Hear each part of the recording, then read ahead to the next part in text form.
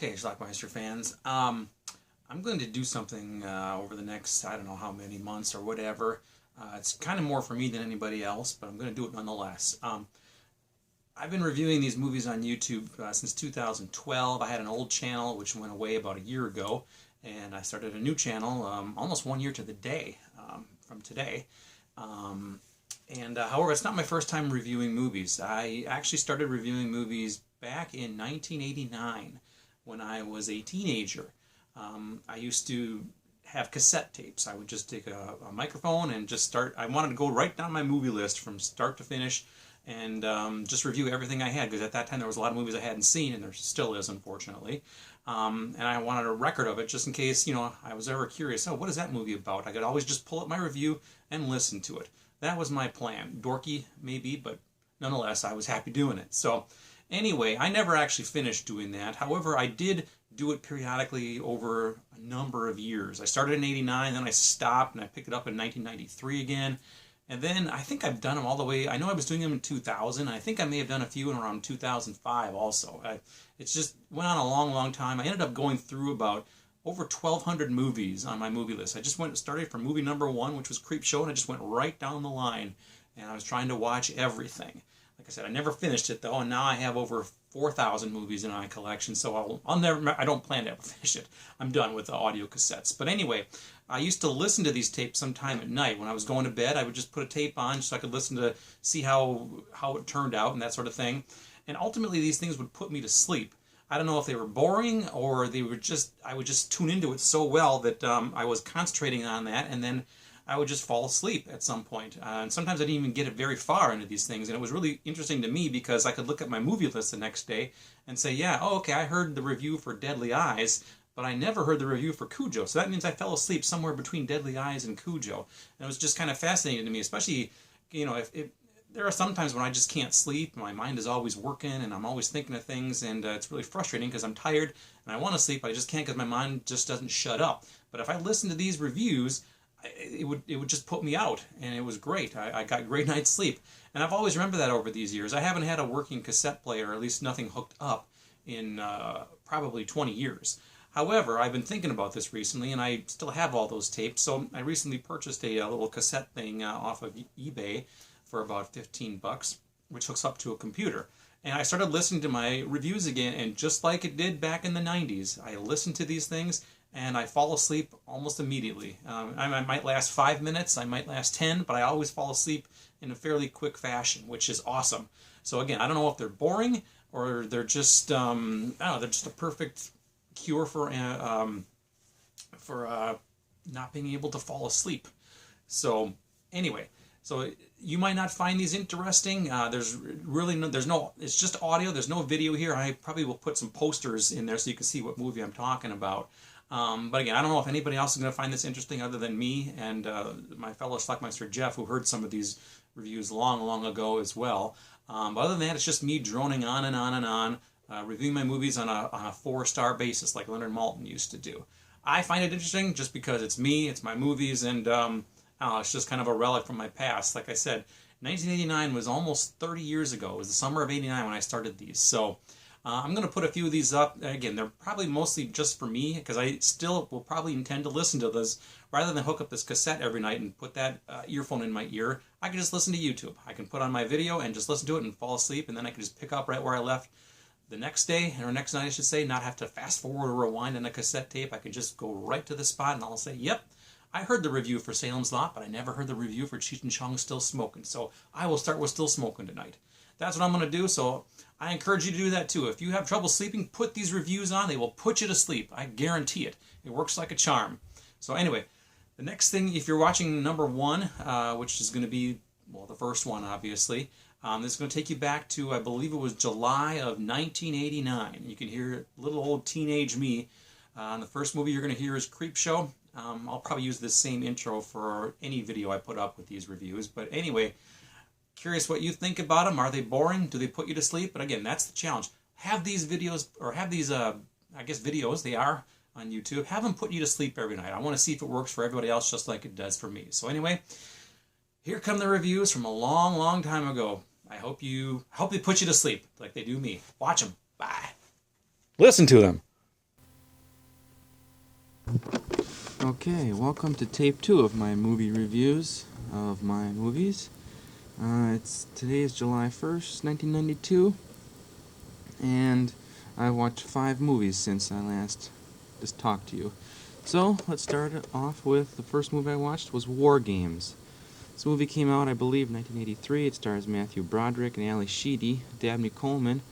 Matthew Broderick is a high school student, underachiever, but he's a computer whiz. He's a computer hacker, and he knows how to break into the school's computers to alter his grades the better. He sees this ad in the magazine for a game company called Protovision.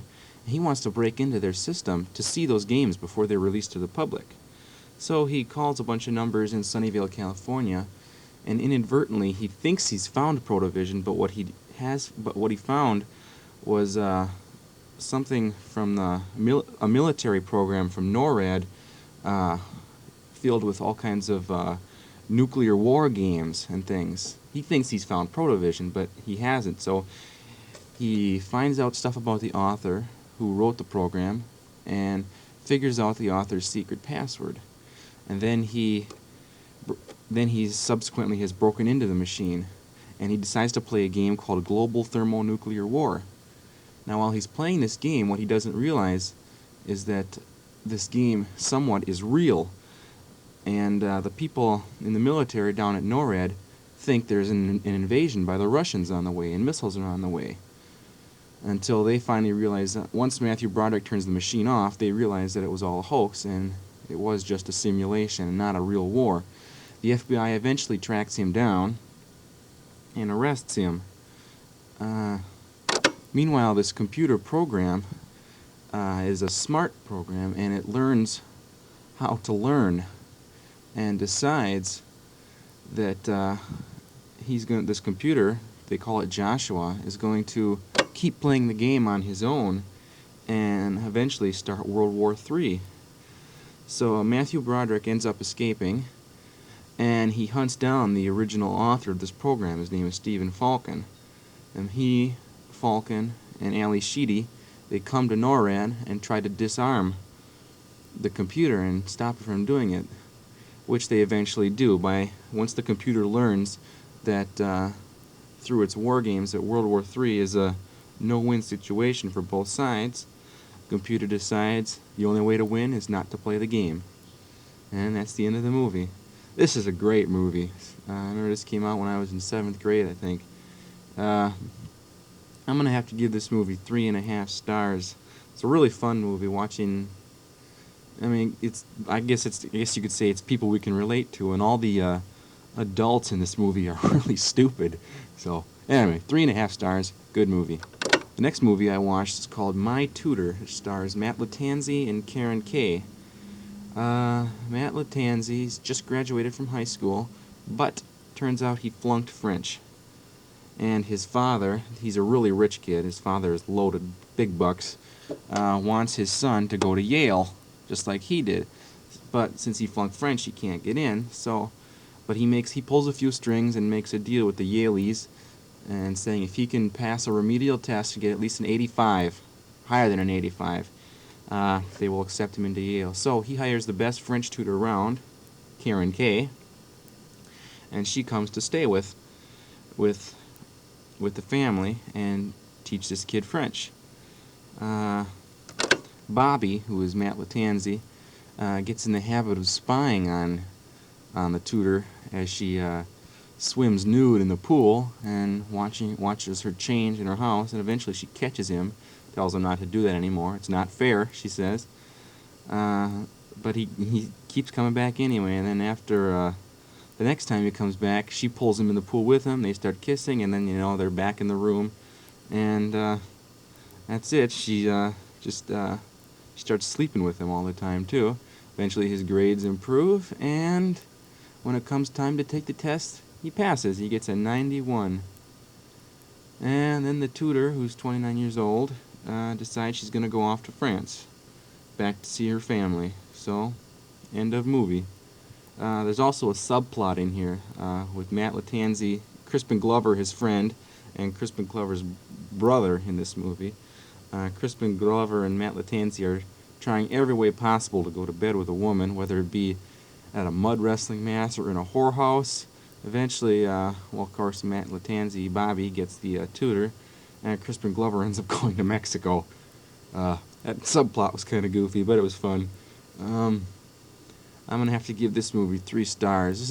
This is a cable classic. This movie is 3 stars, definitely. This is also one of my original 143. Next movie I watched was called FRIGHTMARE. FRIGHTMARE is about an actor, an old horror actor named Conrad Ragzoff. He's got a slight British accent. He's like really up in age, and he's done all these cheesy horror films in the past, but he's a legend, kind of like Vincent Price. He comes to give a speech at a seminar at a film festival of his, and he collapses. He doesn't die, but he's really sick, and he decides to make a bunch of small little film clips before he dies. So when he does die, they go to his funeral, and at the funeral they play one of these clips, and he says, "I'm Conrad Ragzoff. I'm speaking to you from the dead," and stuff like that. Anyway, they lay him to rest in this great big tomb, and some of those kids that were at the seminar, some college kids, they decide they're going to have a good night. They're going to break into the tomb, steal Conrad's body, and have a party with it. Just for one last night, because they're big fans of his. Well, the next day, the police find out the body's missing, and the chief detective in charge is Porky. I think his name is Chuck Mitchell. He was Porky in the Porky's movies. He's just as fat here. They talk to Conrad's ex-wife, or wife, ex-wife, I guess, since he's dead. And she decides to talk to a medium, one of these soothsayer things, to find out where Conrad's body is. So they do manage to get in touch with Conrad's spirit. Of course, Conrad always said he's going to come back from the dead. Instead of asking where his body is so they can go find it, she tells Conrad's spirit to take revenge on those who took you. So suddenly Conrad wakes up, but he's like a spirit, but it's his body and everything, and he goes on a killing rampage. One by one he kills the people. And then at the end, after he's killed all the kids, the police find his body, they bring it back to the tomb, and another one of Conrad's ex-wives tries to take the rings and stuff off of Conrad's fingers, and Conrad wakes to life again and chokes her, and she dies, and he stuffs money down her throat, and she chokes. And then the last thing we see is another clip from Conrad, and it's a clip of Conrad in hell. He's saying, "It's not so bad here. The food is a little bit overdone, but it's not so bad." And then that's how it ends, as you see Conrad and fire raging while he's in hell. Really fun movie. So the only complaint is this movie is dark, literally dark. A lot of dark scenes where it's kind of hard to see, but it's a really good movie. I'm gonna have to give this one 3 stars. The next movie I watched was called The Evil. This movie, Richard Crenna, and I'm not sure if it's his wife or his girlfriend, played by Joanna Pettet, they decide to buy this really old house. It was built in the 1850s, and they're going to turn it into like a clinic of some sort, of like drug rehabilitation and that kind of thing. So they get a bunch of volunteers together. This great big old mansion. It was like really old and really dirty. They get together for a weekend. They're going to clean it up and get the electricity hooked up and everything. Then Richard Crenna is in the basement, and there's a dirt floor in the basement. He sees that part of this thing is dug up. There's like this cross, this metal cross that's kind of holding a padlock in place, and he takes it out. Before he can open up the great big door that's there, somebody calls him upstairs. And as soon as he gets upstairs, the great big door flies open from the dirt floor, and suddenly the doors and the windows, and the evil has been released. They try to escape, but they can't. Every time they try to lift something to smash a window, like a ping pong table, some force blows the table away. One guy tries to saw the door with a little saw, an electric saw, ends up sawing his hand in half. Eventually the ghost of the guy who built this house, his name is Vargas, back in the 1850s, they find a diary, and he says, the evil, I sealed the evil, you let it out, something like that. And he tells them, or he invades the body of Joanna Pettit. You got to take that key, that crucifix, and close the door again. So they take it. Oh, by this time the house has killed off just about everybody else. In fact, it has killed everybody else. Two people get electrocuted. One person managed to escape the house, but he walked outside, stepped in the mud, and then sank. And got sucked up in the mud. So they take this key back down to the basement. They're trying to close the door, but there's a lot of evil getting sucked around, and they get pulled into the hole. And while they're in there, they wander around a bit. Richard Crenna finds this really white room and sees a guy sitting in a chair. And it turns out this guy is the devil. And he's talking to him, telling him that that key is going to be destroyed. You release me now. I'm gonna torture you for the rest of your life. Then Joanna Pettit comes in. She found the key and she stabs the devil with it. Then the two of them escape back up the hole again, and they manage to shut the door and put the key in. And suddenly, just as soon as that door is shut, all the doors and windows and shutters in the house open up. And they walk out and they leave, never to come back. This is a really good movie. Especially, it kind of drags a little bit in it, but the last 15-20 minutes are really, really good. And I'm going to give this movie 3 stars. Okay, I just got finished watching Amityville the Demon, originally known as Amityville 3D. This is the 3rd Amityville movie, and it was probably supposed to be the last one, but as we know now, there's at least 3 more. As of today, there's 3 more anyway. This guy, I think his name is Tony Roberts, buys the Amityville house, and strange things begin to happen again. The fat guy who sold him the house ends up getting stung by 1,000 bees. Of course, when they find him, somebody pronounces that he died of a heart attack or a stroke or something ridiculous like that. This guy's daughter is spending a bunch of time with a bunch of her friends, and this daughter, her name is Lori Loughlin. I believe she's in a TV show now. I'm not sure which one. But one of her friends is Meg Ryan, a very young-looking Meg Ryan. Sure, these 2 girls and their boyfriends go on a boat, and Lori Loughlin, this guy's daughter, falls off the boat and she drowns. And little by little, a bunch of other people start dying around the house. Then this guy, the owner of the house, decides to hire a bunch of psychic encounter people to explore the house and look at it. And while they're looking at it one night, suddenly the house goes nuts and starts destroying itself, I guess. One of the main guy in charge of this psychic phenomenon goes down to the basement where the well is. It's like the gateway to hell or something like that. And he sees this big monster come out of it, and the monster grabs him and kind of sucks him in. And he's telling everybody, get out, get out, get out. So everybody does get out, or some people don't. Some people die in the house. But then the house just blows up. Just explosion after explosion, and the whole thing just blows up. And Tony Roberts and his ex-wife, they walk away. And that's it. Dead house. This movie was kind of slow. It would have been better to see it in 3D, I think. There was a couple things, but I don't know. I'm going to have to give this movie 2.5 stars. The next movie I watched was called Max Dugan Returns, starring Matthew Broderick, Jason Robards, and Marsha Mason. Marsha Mason lives with her son, Matthew Broderick. She's a teacher. And they're barely making enough to get by. They don't live in a very good house. Then, out of the blue, she gets a phone call and a visit from her long-lost father, Max Dugan, played by Jason Robards. Now, he's wanted by the police, and he's also wanted by some very bad people in the Las Vegas area because he skimmed some money off the top and stole about $687,000 from them. Of course, he considers it his money since they cheated him out of some property once years ago. But whatever the case is, he's only got 6 months to live. He decides to get back in touch with his daughter again, which he hasn't seen for about 16 years. And he wants to spend the last 6 months of his life with his grandson. She reluctantly agrees to let him stay, and little by little, he keeps buying with all the money he's got, he buys all kinds of expensive gifts, TVs, he fixes the house, buys a car, buys a great big dog for Matthew Broderick. His name is Michael, I think, in this movie. And he even hires the Chicago White Sox's hitting coach Charlie Lau to teach this kid how to play baseball, how to hit the ball anyway.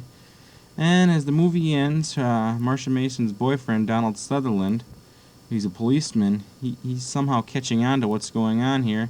So Max Dugan decides to leave town, leave the country, and head to Brazil to live out his final couple of months. This movie is really good movie and real fun movie to watch. It's funny. There's some good scenes when Max Dugan is explaining about his philosophy of life and this and that. All in all, it's a pretty good movie, and I'm going to give it 3 stars. The next movie I watched is called Savannah Smiles. Savannah Driscoll is her name. She's a little, I think, 4 or 5-year-old girl. Her father is running for the state senate, very rich family, and subsequently her parents don't have a whole lot of time for her, and she feels sad, so she decides to run away. So she runs away from home and hides out in the back of the car, and the car belongs to, actually it's a stolen car, it belongs to 2 petty criminals and petty thieves. One named Alvy and one named Boots, or what she calls him Bootsy. Anyway, they don't know what to do with this kid, so they decide to take her home, and then the next day in the paper they find out that there's a reward being offered for her return, a $100,000 reward. So suddenly they feel they've got a great payday here. So, but they didn't kidnap her. So they decide to keep her for a couple days, and eventually they become real attached to her and decide to just give her back without accepting the reward. But unfortunately the father, he's a little bit of a jerk, and he decides not to go along with that. He's going to call the police on them. See, these guys made an agreement. They said, no cops, we'll just give her back, no money, that's it, goodbye. But he decides to call the cops anyway, and pretty soon everybody's surrounded, and the movie ends with Savannah being returned home, and Alvy and Bootsy are arrested. I guess the movie is a lot better than what I just made it sound like, but this is also a very fun movie to watch. It's funny too. There's a lot of good scenes, and I'm gonna have to give this movie 3 stars. Next movie I saw was called Oh God, Book 2. This once again George Burns is back as God. This time he feels the people of the earth don't believe in him as much as they used to, so he enlists the aid of a little girl. I think she's about 10 years old, and the actress's name is Luann. One word, kind of like Madonna, but her name is Luann. I don't know, you figure it out. She plays a girl named Tracy in this movie, and he wants Tracy to think up a slogan for him to spread around. Eventually, with the help of one of her friends, a kid named Shingo, Shingo's Japanese, by the way, they come up with a slogan called Thank God. So God says, that's a pretty good slogan, I want you to spread it around now. So she gets all the kids together, and they start writing Thank God on walls and putting up signs and just posters everywhere. Just thank God, thank God, thank God. Eventually, the school superintendent and the principal decide that this can't be. Religion in school is a sensitive issue. So they decide to either have Tracy stop what she's doing, otherwise she's going to get suspended. And Tracy tells everybody that she has seen God and talked to God, and it's his idea, and he can't stop unless he asks her to. Then, of course, they think she's nuts. So they take her to a psychiatrist, and they do all kind of brain tests and ink blot tests and all this stuff. And they decide that she's got to go to an institution. And right before, at this hearing, when they're deciding that, suddenly God walks in and kind of makes a case for Tracy, saying that she's not nuts. I am indeed God, and you're all witnessing God too. And as the movie ends, she can stay in school, and that's how the movie ends. This movie was fun. It wasn't as good as the first one. The third one was, but it is a good movie, and I'm gonna have to give it 2.5 stars. Next movie I saw was called Children of the Corn. Once again, it's a Stephen King movie adapted from a Stephen King novel. This couple, Linda Hamilton and Peter Horton, are traveling across the country. I'm not sure exactly. Oh, he's going to become a doc or open up a clinic on the other side of the country or something. And they end up going through the town of Catlin, Nebraska. Now, it turns out 3 years earlier in this town, one of the kids in the town named Isaac got all the other kids of the town together and brought them out to a cornfield and gave a meeting. Suddenly, after the meeting was over, the kids went back into town and killed all the grown-ups. And now Linda Hamilton and Peter Horton have come to this town, and it's like a ghost town. And it turns out all these kids are worshiping this thing that lives in the corn. It's like this creature under the ground. I don't know, it's really kind of strange. And eventually there's 2 other kids that do not worship this thing in the corn because they weren't present the day at the cornfield when Isaac showed them this. And with the help of these 2 kids, Peter Horton and Linda Hamilton eventually convince all the other kids that this religion is wrong. And Isaac is eventually killed by one of the other leaders of this group. His name was Malachi. Malachi is also killed. Then they decide they're going to blow up this thing because there is indeed a creature living in the corn. So they take gasoline and they blow it up. And that's how the movie ends. This was a really good movie, kind of creepy too. And there's this really wicked scene at the beginning when Peter Horton runs over a kid in the road. I mean, he just slammed into him. Boom! Never seen a kid fly like that before. Good movie. I'm going to give it 3 stars. Okay, the next movie I saw was called The Dark Crystal. This is there's no cast in this movie. It's completely puppeted, I guess is the word. It's brought to you by Jim Henson and Frank Oz of the Muppets. And it's a science fiction story. Years earlier, there was this crystal, and the crystal cracked, and these godlike creatures that were like part of the crystal split into 2. One was a group of good people called the Mystics, who look like giant hairless sheepdogs, I guess they're like good and kind. And then the other kind split into the bad part, called the Skeksis. They look like giant vultures, and they look like vultures. They have the attitudes of vultures, and they have worse table manners than Klingons. And our hero of the story is a guy named Jen is his name. He's a Gelfling, kind of a humanoid-looking creature, and he teams up with another Gelfling named Kira. She's a girl, of course. And these 2 go in search of the crystal shard, which they have to jam it back into this dark crystal before the Great Conjunction comes, which is the 3 suns coming together, kind of like this super eclipse. And along the way, the Skeksis send out their the Garthen, I think they're called. They're these giant hermit crabs that try to capture all the Gelflings. But Jen and Kira manage to make it to the castle, and the Mystics are close behind.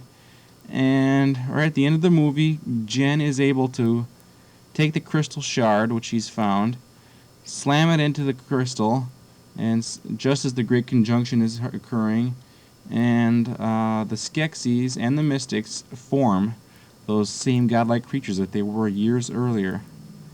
And that's how the movie ends. Very good movie. Fun movie. No cast, though. It's kind of strange. But it was a really good movie, and I'm going to have to give this one 3 stars. Next movie I watched was called Dressed to Kill. This movie was one of my original 143. This movie stars Angie Dickinson, Michael Caine, Nancy Allen, and Keith Gordon. Angie Dickinson is a frustrated housewife, I guess you could say. She can't get any sexual satisfaction from her boyfriend, and I think it might be her husband. I'm not sure. I think it was her husband, not her first husband though. And she goes and she follows some guy in this art gallery, goes home with him, and then while she's leaving her apartment, or this guy's apartment, she gets slashed to death in an elevator by by a guy dressed in a woman's clothing. Nancy Allen, a hooker, witnesses this, and suddenly the killer decides to go after her too. So, she teams up with this Angie Dickinson's son, Keith Gordon, and they try to figure out who the killer is on their own. They can't get any help from the police because the only suspect they have is Nancy Allen. And they know she didn't do it, but unless she can prove her innocence, they're going to book her too. So she teams up with Keith Gordon to find the killer. And they believe it comes from Michael Caine is a psychiatrist, and they're pretty sure the killer is one of his patients. So they come up with this elaborate plan for Nancy Allen to seduce the doctor, go in the other room, steal his clientele book, and then get the information they need to bring to the cops. But while she's in there stealing the book, the doctor is changing clothes. He's getting into the woman's clothes, and it turns out the doctor was the killer. And at the last second, a policeman comes in and shoots the doctor, saving the day. The doctor didn't die, though. They sent him to a loony bin. And that's how the movie ends, pretty much. This was a really kind of intense movie. It dragged on a bit, but it's really, it was a pretty good movie. I believe Brian De Palma directed this, and it was a good movie, and I'm going to give it 3 stars. Next movie I saw is called Clash of the Titans. This also was one of my original 143. This movie stars Harry Hamlin and Laurence Olivier and Burgess Meredith. This movie is a takeoff of Greek mythology. Harry Hamlin plays Perseus, son of Zeus. Zeus is played by Laurence Olivier. And Laurence Olivier lives up in the clouds with all the other gods. And Perseus is set to marry the princess Andromeda and become new ruler of this land. But before he has a chance to, the statue of this one of the gods, I can't remember her name, Thetis, I believe, comes down and says, to avenge my son, who was originally supposed to marry Andromeda, to avenge my son, you have to sacrifice Andromeda to the Kraken in 30 days. Otherwise, the Kraken will destroy the entire city. This Kraken is this giant green fish monster that lives in the water. So Perseus sets out on a way to find a way to defeat the Kraken. And he meets these 3 old ladies who tell him the only way to do it is to get the head of Medusa. Medusa's head can turn anything to stone, whether she's living or not. So he goes off with a bunch of people. They get to Medusa's place. He ends up chopping her head off, taking Medusa's head back in a bag, being careful not to look at it, of course. Gets back just in time as the Kraken is just about to grab Andromeda and eat her or whatever he's going to do with her. Lifts up the head, the Kraken turns to stone, and the Kraken crashes into the water, and Perseus goes on to marry Andromeda, and they live happily ever after in the land of Argos. This is a really good movie. This also went on a little long, but it was good. I mean, it was almost 2 hours long, but it was really kept you interesting, and there were some really good effects. Kind of stop action kind of thing. Pretty good movie. I'm going to give it 3 stars. Alright, the next movie I watched is called The Blue Lagoon, also one of my original 143. The movie stars Brooke Shields and Christopher Atkins. Now, these 2 people, when they were little kids, about 7, 8 years old or so, they were on a ship, and the ship went down. And these 2 survivors, along with the cook on the boat, his name was Patty, he's kind of an older guy, they end up getting stranded on this tropical island. Well, within about a year, Patty dies, and these 2 kids are left to fend for themselves. But they do all right. Eventually, they grow older into teenage years, 16, 17 years old or so. And eventually, they discover sex, and they do it, and they have a baby. And they're still stuck on this island. And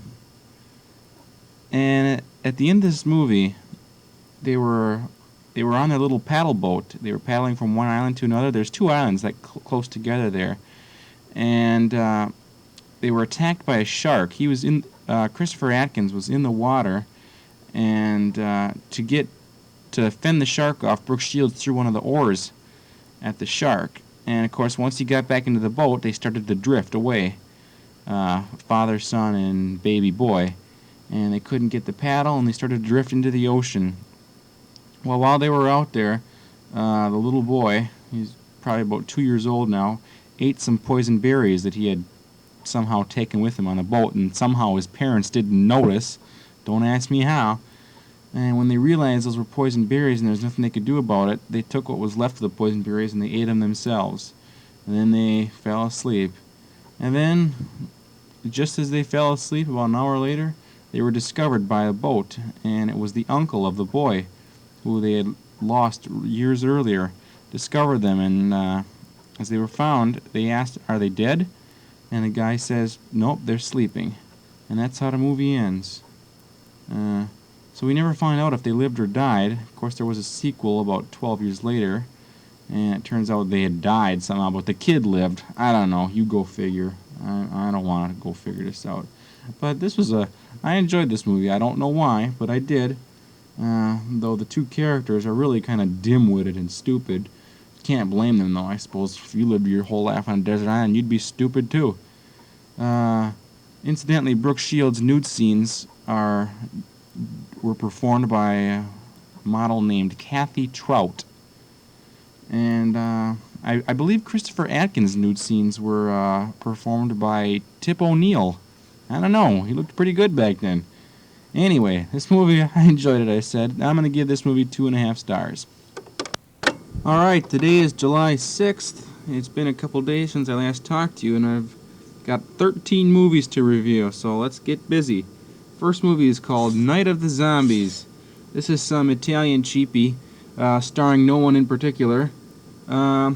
It's just a zombie movie. There's this chemical plant that's experimenting with some kind of thing. I don't know. Something happens, and all this green cloud, this radioactive cloud, gets released, and it turns all dead people into zombies, flesh-eating zombies, of course. So these two journalists and these couple commando guys, I don't know, they're stuck in the middle of the woods out in Papua New Guinea or something like that, and they're just basically just running for their lives. This movie's pretty cheap. It's a rip-off of the George Romero Dead movies, and the acting isn't that good. Plus, it's dubbed, but it was all right. I mean, also one complaint is the movie is real dark. I mean, the scenes are real dark, and there was one very comical scene when upon first glimpse of the zombies in their manner, their decomposed bodies, decomposed face, and their strange walk, one guy comes to the conclusion that it's a leper. I don't know. I think that guy died. Yeah, he died. Anyway, this movie's pretty cheap, and it's alright. Give it 2 stars. The next movie I watched was Twilight Zone movie. This has small features, or 4 features, and then one really smaller one, so I guess 5 altogether. The first little one stars Dan Aykroyd and Albert Brooks, I believe. Albert Brooks, don't quote me on that. They're driving in a car. They're singing old theme songs, TV theme songs, back and forth to each other. Then Aykroyd says, "Pull over, I'll show you something real scary." Turns his head away, and when he comes back, he's a monster, and he kills him. And that's how the opening titles come on. Twilight Zone, the movie. The first story stars Vic Morrow. He's a racial bigotist, I guess is the word. He hates all black people, Jewish people. Anyway, he makes a scene at the bar, gets upset, and walks out, and the next thing you know, he's being persecuted as a Jew. And then, after falling off of a building there, he wakes up again in rural Alabama, I guess you could say, and he's being treated like a black man and being harassed by the Ku Klux Klan. Well, he escapes from there, and then the next thing you know, he's back in Germany again. Back and forth a few times. Finally, the Germans capture him, throw him on a train, and as the train starts to roll away, he sees his friends from the bar out the window, and that's how it ends. Kind of weird. That one wasn't very good.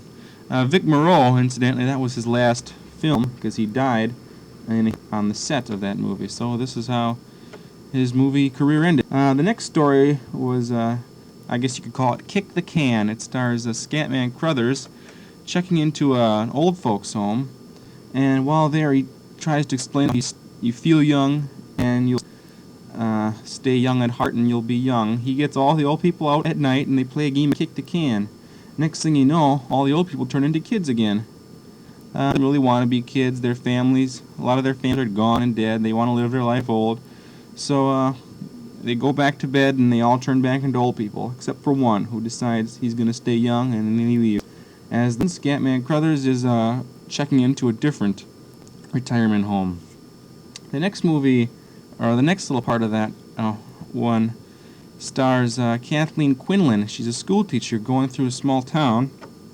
She accidentally runs over a kid named Anthony on his bicycle. Anthony says, "Come home with me, meet my parents and everything. Besides, you did hit me with your car." But little does she know that Anthony planned that.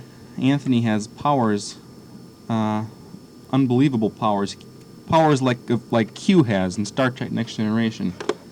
He takes her home, and then he refuses to let her leave. Anything he wishes can come true. He wishes that his sister doesn't talk so much, so he puts a muzzle over her mouth. His family is real weird. Obviously, they cater to his every whim.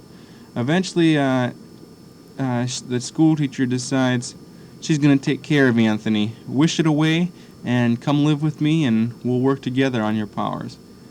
And the last story is John Lithgow. He is riding on an airplane, and he is just terrified of flying, completely terrified. And while he's trying to sleep, he looks out the window and he sees this green, fishy creature on the wing, tearing it apart. So he freaks out, of course, and everybody else thinks he's nuts. And, of course, nobody else can see this thing but him. He keeps looking out the window, and there's this monster tearing up the plane. He eventually finds a gun on an FBI man or something. He tries to shoot the window out and shoot the creature. The creature comes up to him and kind of wiggles his finger, saying, "Ah, ah, ah, ah, ah." And then the creature flies away as the plane is about to land. And the plane lands, and they haul him off to a loony bin. And that's how the movie ends. 4 stories. My favorite one was that Kick the Can one, and then the John Lithgow one was my second favorite. But it's a pretty good movie. I'm going to give this one 2.5 stars. Next movie I watched was called Horror Planet. Stephanie Beacham is in this. So is Victoria Tennant, Steve Martin's wife. They're on a space station somewhere on some lifeless moon or some weird planet. I don't know. They never really quite explain what they're doing up there. Anyway, this creature breaks into their station and rapes one of the women there and impregnates her. So while she's pregnant, this woman suddenly, this pregnancy has affected her mind somehow, and she begins killing off people one by one. And eventually she gives birth to these 2 babies that aren't quite human. They're like, they're monster babies. They look kind of human, but they got monster faces. Anyway, a couple of remaining survivors manage to steal her babies. One of them decides to stay with the babies while the other one tries to kill the mother. Eventually they do kill the mother, and one guy goes back to check up on the woman who was looking up on the babies, and there are the babies eating the woman. Not a very good film at all. Boring city. A lot of screaming in this movie, though. A lot of wailing. But once again, very complex. You don't know what the hell's going on. I'm going to have to give this one 1.5 stars.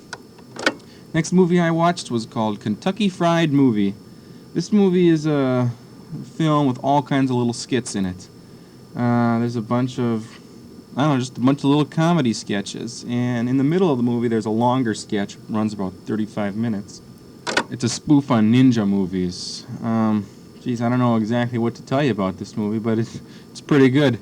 And there's also a hilarious scene when they're doing this courtroom sketch, and suddenly we look in the crowd, and there's Wally and the Beaver, and including Tony Dow reprising his role as Wally Cleaver, and of course they get into a little spat and they start picking at each other. Hilarious scene. And I'm going to have to give this movie 3 stars. Next movie I watched is KRULL. This is a futuristic sci-fi kind of movie, but it's like set in like I don't know, like the 1200s of our time, except they have laser beams for weapons. I don't know. They're on some distant planet somewhere. Anyway, there are these two rival kingdoms that have decided to make peace with each other. So the son of one of the kings is going to marry the daughter of the rival. Anyway, at the wedding is broken up by these creatures called the slavers, which come from the Black Fortress, which is like the supreme bad guy of the land. And they kidnap the princess and kill off just about everybody except our hero, the guy who was going to marry her. So he sets off on this quest to get her back. He's got to find the Black Fortress, of course. The Black Fortress disappears and reappears every morning at dawn in a new place around the kingdom. So they got to find some soothsayers who can tell them exactly where to go, and they run into a crystal spider, which is really kind of creepy. And they team up with a couple of guys. One guy named Ergo, who's played by some British guy. He's funny. He's a changeling. He can switch his form and everything. And they team up with a one-eyed creature called a Cyclops and a couple other thieves and rogues and robbers. And they eventually find the Black Fortress, get in there, and our hero, played by Ken Marshall, uses his five-pointed knife KRULL stick, and he kills off the big creature, the Overlord, or whatever he was called, wins his princess, they escape the Black Fortress, and they live happily ever after. This movie was kind of, well, it was alright though. Yeah, it was a good movie. It went a little too long though. But I'm going to have to give this movie 2.5 stars. Next movie I watched was called Spring Break. No major stars in this movie. Tim Robbins is not in this movie, as someone claimed there was once. These four guys, or actually two guys, go down to Fort Lauderdale for the annual spring break during Easter vacation, and they end up having to share a room with two other guys who didn't have a room. I don't know, they just kind of get in there and they're all four living together there. And then they go off and do the normal things, try to sleep with as many women as possible, drink as much as possible, and that's it. There's a subplot along the way. Our main character here kind of ran away from home to have fun at spring break. His dad is running for the senator, and he was supposed to stay and work on his campaign, but he took off anyway. When his dad finds out he's in Fort Lauderdale, by finding a picture of him in the paper, of all things, for God's sake, he decides to take his boat, go down to Fort Lauderdale and find him. Of course, he hires a bunch of goons to look for him, and eventually they find him. They take him back to the boat, and then his friends got to come and break him out, and then there's some kind of goofy subplot where the senator's trying to buy off the hotel where they're staying in and trying to force out the owners, and then they blackmail the senator, this and that, blah, blah, blah, and happily ever after the movie ends. Pretty good movie. Not a lot of, there's a few nude scenes in it, a lot of drunkenness, but all in all, pretty good movie. I'm going to give it 2.5 stars. Alright, the next movie I watched was called Hot Dog. It stars Patrick Hauser and David Naughton.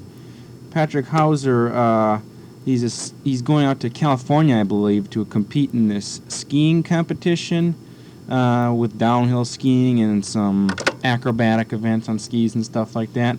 Along the way, he picks up this girl, a hitchhiker, and once they get to the skiing place, they meet up with the German who is the skiing champion of the world. I think his name was Gunther or something like that. And he's a real jerk. He always treats everybody bad. And anyway, Patrick Hauser ends up taking this German's girl, and then the German gets back, takes his girl, and there's a lot of competing back and forth, and the judges are obviously biased. They keep scoring in favor of this German guy, and eventually this German guy wins the competition, and Patrick Hauser finishes in second place. So Patrick Hauser and all his buddies, they decide this wasn't fair, so they challenge him to this an event called Chinese Downhill, in which they start at the top of this mountain and ski downhill. The first one to the bottom is going to win the cup. And the rules with Chinese Downhill is there are no rules. And of course, a bunch of people get knocked out along the way, but Patrick Hauser finally beats out the German guy by a second or two and wins the cup, and that's how the movie ends. Pretty good movie. some funny parts in it, and I'm gonna give it 3 stars. Next movie I watched was called Hercules, the one from 1983 starring Lou Ferrigno. And this was also one of my original 143, as was Twilight Zone, Kentucky Fried Movie, and KRULL. I'm not sure if I remember to say that. And all I can say about Hercules is $8.32. That is the budget they used on this picture. This movie is so hilariously bad, it's funny. Hercules was given the super strength by the god Zeus, because it's his son, I guess. And for some reason, all the other gods hate Hercules, and they try to kill him by sending obstacles in his way. Most of these obstacles are these giant mechanical insects that are just the cheesiest looking things you'd ever seen. Of course, Hercules manages to beat them all, but this thing does kill Hercules' parents, or his mother anyway. His father gets killed by a bear. Hercules gets really upset at that, beats up the bear, and then throws the bear out into space. Which is kind of funny, because when he was on the Incredible Hulk, there was one episode where the Hulk threw a bear the length of a woods up in the air. I don't know. Anyway, Hercules is set to marry this one princess, but the bad guys come and they kidnap the princess. So Hercules sets out with a sorceress, and he's got to find this castle where they're keeping her, and of course eventually he does, and he kills the bad guy at the end. And he and the princess live happily ever after. Like I said, pretty cheesy movie with some really cheesy acting. But it was entertaining on a funny level, but just the same, I'm going to have to give this 1.5 stars. Quickly wanted to mention this John Lennon song, Little Darling.